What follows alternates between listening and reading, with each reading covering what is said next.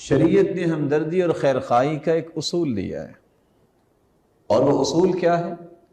رسول اکرم صلی اللہ علیہ وسلم نے فرمایا تھا انصر اخاک ظالما او مظلوما، اپنے بھائی کی مدد کرو خواہ وہ ظالم ہو یا مظلوم ہو۔ صحابہ نے سوال کیا یا رسول اللہ صلی اللہ علیہ وسلم، مظلوم کی مدد تو سمجھ میں آتی ہے، ظالم کی بھی مدد کرے؟ قال نعم فاردده عن ظلمی، ظالم کی مدد یہ ہے کہ اس کو ظلم سے روک دو، اس کے ہاتھوں سے پکڑ لو، یہ اس کی مدد ہے تاکہ کل قیامت کے دن اس ظلم کے بدلے میں کسی مصیبت یا آزمائش اور عذاب میں مبتلا نہ ہو جائے۔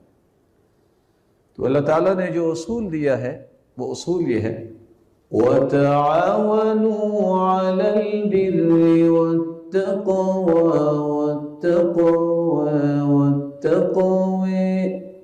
وَلَا تَعَاوَنُوا عَلَى الْإِثْمِ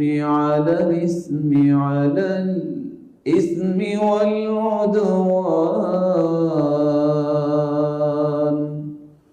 وَاتَّقُوا اللَّهَ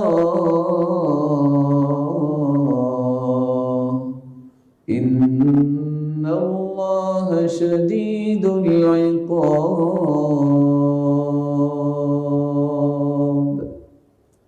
تم تعاون کرو، خیر خواہی کرو، ہمدردی کرو، کسی کے دست و بازو بنو، تو کس بات پہ؟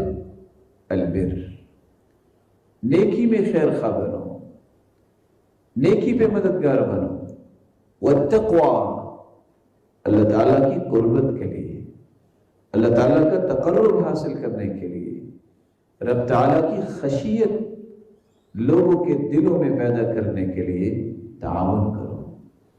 وَلَا تَعَاوَنُوا عَلَى الْإِثْمِ وَالْعُدْوَانِ، جہاں گناہ کی بات ہو، جہاں زیادتی کی بات ہو، وہاں مومن تعاون نہیں کر سکتا، منع کر دیا گیا ہے، وہاں مدد نہیں کر سکتا۔ وہ رشتہ دار ہو، وہ تعلق والا ہو، وہ دوست ہو، اس کا دست و بازو نہیں بنے گا۔ کیوں؟ جو برائی کا ساتھ دیتا ہے اس کو بھی گناہ اتنا ہی ملتا ہے جتنا برائی کرنے والے کو گناہ ملتا ہے۔ یہی وہ راز آج اگر معاشرے کو سمجھ آ جائے تو معاشرہ ہر قسم کے وائلنس سے محفوظ ہو سکتا ہے۔